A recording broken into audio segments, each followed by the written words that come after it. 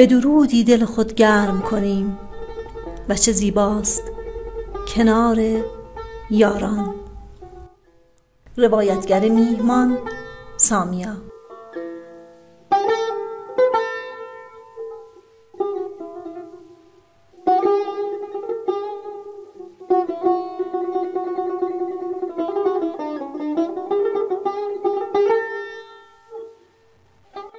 شنیدم که چون قوی زیبا بمیرد، فریبنده زاد و فریبا بمیرد. شب مرگ تنها نشیند به موجی، رود گوشه ای دور و تنها بمیرد.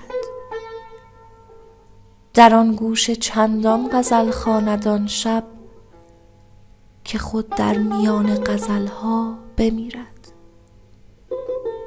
گروهی برآنند کاین مرغ شیدا، کجا عاشقی کرد آنجا بمیرد.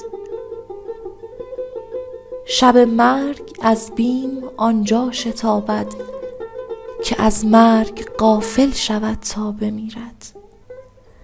من این نکته گیرم که باور نکردم، ندیدم که قویی به صحرا بمیرد.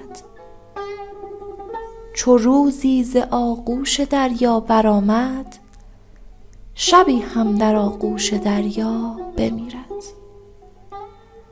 تو دریای من بودی آغوش وا کن، که می‌خواهد این قوی زیبا بمیرد.